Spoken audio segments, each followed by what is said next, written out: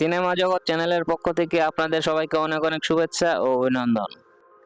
আজকের video topic হচ্ছে ঢালিউডের allrounder hero Ilias কাঞ্চনের যেসব ভালো সিনেমা ফ্লপ হয়েছিল। আজকের ভিডিওর মাধ্যমে জানতে পারবেন ইলিয়াস কাঞ্চনের 10টি ফ্লপ সিনেমার নাম, মুক্তির তারিখ, কাস্টিং ইত্যাদি। তো আর কথা না বাড়িয়ে চলুন এবার চলে যাই মূল ভিডিওতে। সর্বপ্রথম আলোচনা করব বৎসর সিনেমা নিয়ে। আমার মতো একটা নষ্ট মানুষের জন্য কেন চোখের পানি খরচ করতে ব্যবসায়? আমার জন্য কাঁদলে তোমার পাপ হবে। এই সিনেমাটি মুক্তি পায় 11 অক্টোবর 1996 সালে। শিবলি সাদিক পরিচালিত বৎসর সিনেমাতে অভিনয় করেছেন ইলিয়াস কাঞ্চন, শাবনাজ, ইমরান, কাঞ্চি, এটিএম শামসুজ্জামান সহ আরো অনেকে। এই সিনেমায় চমৎকার দুটি গান রয়েছে, একটি হচ্ছে আমি দূরে চলে গেলে শিরোনামের গান। আমি দূরে চলে গেলে একা একা থাকবে কি। এই সিনেমায় তুমি শুধু তুমি শিরোনামের একটি অসাধারণ সফট রোমান্টিক গান রয়েছে, গানটি হিউজ জনপ্রিয়তা পায়। তুমি শুধু তুমি, তোমাকে ভালোবাসে। ব্যবসায়িকভাবে এই সিনেমাটি ব্যর্থ হয়। বক্স অফিস রিপোর্ট অনুযায়ী এই সিনেমাটি ফ্লপ। এই সিনেমাটি ইলিয়াস কাঞ্চন প্রযোজিত একটি সুনির্মিত সিনেমা। এই সিনেমাটি ফ্লপ হওয়ার অন্যতম কারণ হচ্ছে সালমান শাহের মৃত্যুর 1 মাস পর এই সিনেমাটি মুক্তি পায়। মূলত সালমান শাহের মৃত্যুর পর কয়েক মাস কোনো সিনেমায় ভালো ব্যবসা করছিল না, তাই এমন সময়ে বছর সিনেমাটি মুক্তি দেওয়া ছিল এই সিনেমাটি ফ্লপ হওয়ার অন্যতম কারণ। এখন আলোচনা করব আমার দেশ আমার প্রেম সিনেমা নিয়ে। আরে শালা, তুই হিরো হতে চাস, ওই মেয়েটার কাছে তোর ফুটানি দেখিয়ে মন কিনতে চাস। এই সিনেমাটি মুক্তি পায় 13 মার্চ 1998 সালে। সোহানুর রহমান সোহান পরিচালিত আমার দেশ আমার প্রেম সিনেমাতে অভিনয় করেছেন ইলিয়াস কাঞ্চন, দিতি, রানা আমির সহ আরো অনেকে। এই সিনেমায় তুমি যে আমার কে শিরোনামের একটি অসাধারণ গান রয়েছে। তুমি যে আমার কে তুমি জানো না, তুমি ছাড়া কি। ব্যবসায়িকভাবে এই সিনেমাটি ব্যর্থ হয়। বক্স অফিস রিপোর্ট অনুযায়ী এই সিনেমাটি ফ্লপ। এই সিনেমাটি ফ্লপ হওয়ার অন্যতম কারণ হচ্ছে তখনকার সময়ে চিত্রনায়ক ইলিয়াস কাঞ্চনের স্টারডম পড়ে যাওয়া, তাই স্বনামধন্য পরিচালক সোহানুর রহমান সোহান পরিচালিত বিগ বাজারের এই সিনেমাটি ফ্লপ হয়ে যায়। এখন আলোচনা করব অচল পয়সা সিনেমা নিয়ে। দুনিয়াতে তো টাকাই বড় টাকা, আমি তো অচল পয়সা, এই পিঠে অচল, ও পিঠে অচল। এই সিনেমাটি মুক্তি পায় 27 ফেব্রুয়ারি 1998 সালে। সৈয়দ হারুন পরিচালিত অচল পয়সা সিনেমাতে অভিনয় করেছেন ইলিয়াস কাঞ্চন, দিতি, বাপ্পারাজ, কাঞ্চি, সাদেক বচ্চু সহ আরো অনেকে। এই সিনেমায় চমৎকার দুটি গান রয়েছে, একটি হচ্ছে আমার এই দুটো ওঠে শিরোনামের গান।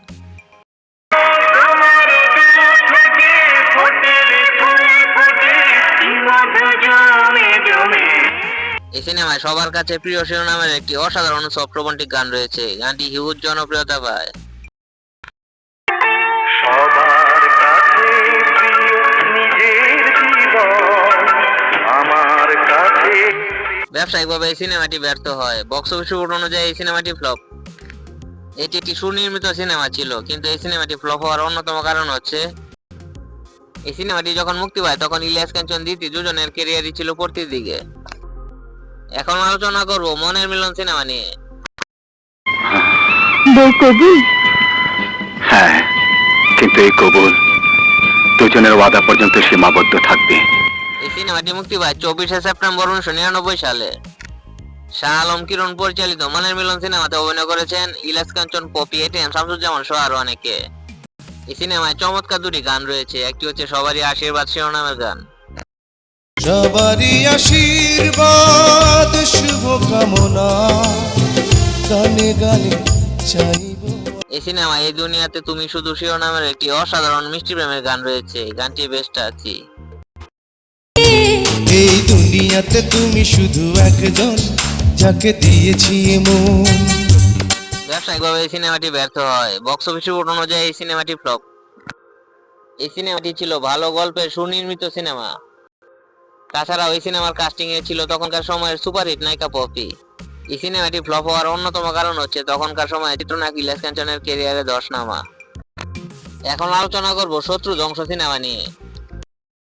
শুনে রাখ, শ্রাবণ মাস্তানের নামে যে পুলিশের কাছে অভিযোগ করবে তার অবস্থা ওর মতো হবে। মুক্তি পায় 20 আগস্ট 1999 সালে। ইস্পাহানি আরিফ জাহান পরিচালিত শত্রু ধ্বংস সিনেমাতে অভিনয় করেছেন ইলিয়াস কাঞ্চন, নূতন, শাকিল খান, ভাগ্যশ্রী সহ আরো অনেকে। এই সিনেমায় চমৎকার 3টি গান রয়েছে। একটি হচ্ছে দুজনাতে প্রেম শিরোনামের গান। দুজনাতে প্রেম হলে এমনই যে হয়, চোখে রং লেগে যায় মন। এই সিনেমায় বোম্বের সুপারহিট সিনেমা मैंने प्यार किया সিনেমার সালমান খানের নায়িকা ভাগ্যশ্রী অভিনয় করেছেন। এই সিনেমায় ভাগ্যশ্রী অভিনীত চমৎকার 2টি গান রয়েছে। একটি হচ্ছে মন ভোমরা শিরোনামের গান। মোরা গুনগুনিয়ে চাই শুনিয়ে গান, জানি না তো কেন এমন করে। এই সিনেমায় ভাগ্যশ্রী অভিনীত এ সোনাগো শিরোনামের একটি অসাধারণ মাইন্ড ব্লোয়িং রোমান্টিক সং রয়েছে। শোনা গো আরো কাছে সরে, ডাকো আরো প্রিয় নাম করে। ব্যবসায়িকভাবে এই সিনেমাটি ব্যর্থ হয়। বক্স অফিস রিপোর্ট অনুযায়ী এই সিনেমাটি ফ্লপ। এটি একটি ভালো গল্পের সুনির্মিত সিনেমা হওয়া সত্ত্বেও সিনেমাটি ফ্লপ হওয়ার অন্যতম কারণ হচ্ছে তখন ইলিয়াস কাঞ্চনের ক্যারিয়ারে ধস নামা। এখন আলোচনা করব বাবার বাবা সিনেমা নিয়ে। স্যার, আপনি যে বাবার কথা বললেন সে আপনার চোখের সামনেই দাঁড়িয়ে। এই সিনেমাটি মুক্তি পায় 5 নভেম্বর 1999 সালে। সালাউদ্দিন পরিচালিত বাবার বাবা সিনেমাতে অভিনয় করেছেন ইলিয়াস কাঞ্চন, কবিতা, সাদেক বচ্চু সহ আরো অনেকে। এই সিনেমায় চমৎকার 2টি গান রয়েছে। একটি হচ্ছে একটু কাছে এসো শিরোনামের গান। ভালোবেসে বুকে ঝড় তোলো, জানি না এমন কেন তোলা হলো। এই সিনেমায় ভালোবেসে এ বুকে শিরোনামের একটি অসাধারণ মিষ্টি প্রেমের গান রয়েছে। গানটি বেশ টাচি। একটু কাছে আসো তুমি, একটু পাশে বসো, পাশে বসো হাত। ব্যবসায়িকভাবে এই সিনেমাটি ব্যর্থ হয়। বক্স অফিস রিপোর্ট অনুযায়ী এই সিনেমাটি ফ্লপ। এটি ছিল একটি ইলিয়াস কাঞ্চনের মারদাঙ্গা ভালো মানের অ্যাকশনধর্মী সিনেমা। এই সিনেমাটি ফ্লপ হওয়ার অন্যতম কারণ হচ্ছে এই সিনেমার কাস্টিং। এক হচ্ছে 99 সালে যখন এই সিনেমাটি মুক্তি পায় তখন ইলিয়াস কাঞ্চনের ক্যারিয়ারে ধস নামে। আরেক হচ্ছে ইলিয়াস কাঞ্চনের নায়িকা হিসেবে তখন নেওয়া হয়েছে চিত্রনায়িকা কবিতাকে। তখনকার সময়ে চিত্রনায়িকা কবিতারও ক্যারিয়ারে ধস নামে।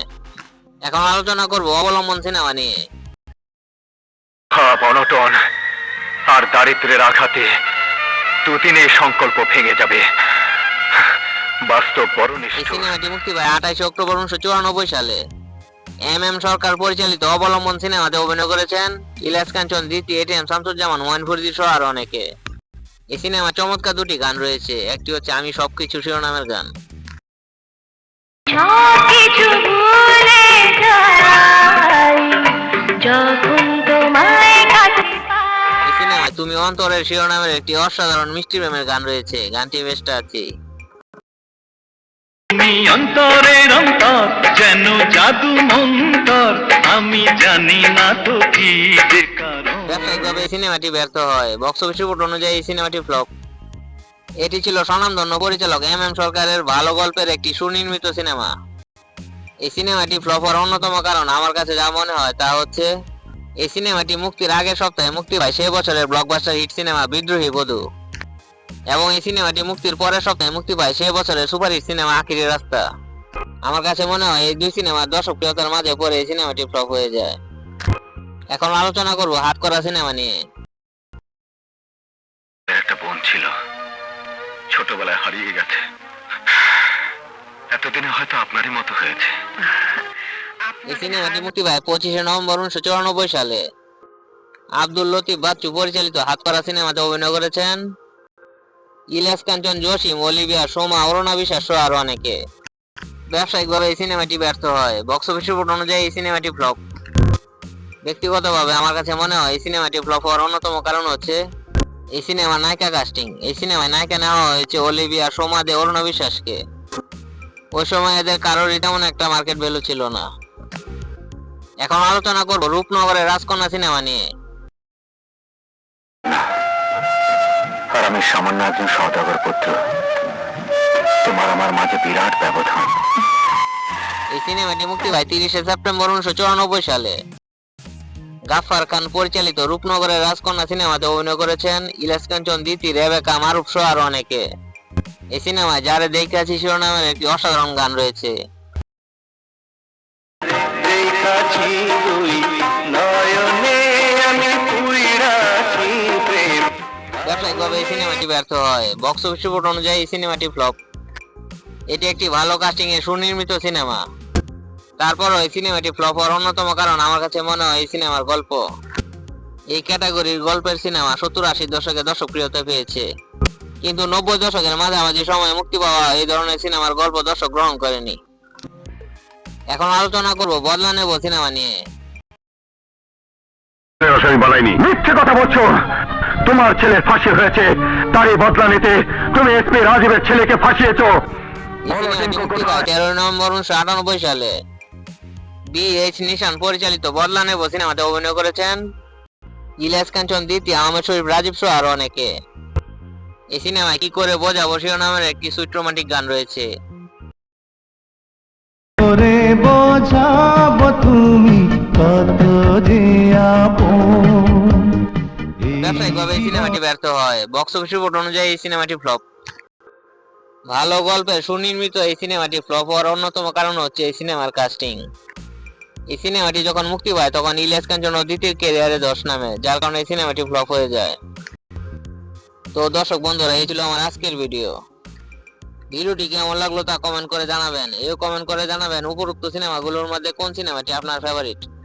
ভিডিওটি যদি ভালো লাগে অবশ্যই লাইক করবেন, শেয়ার করবেন, আর আমার চ্যানেলে নতুন হয়ে থাকলে আমার চ্যানেলটি সাবস্ক্রাইব করে আমার পাশে থাকবেন। তো সবাই সুস্থ থাকবেন, ভালো থাকবেন, আজকে এই পর্যন্তই।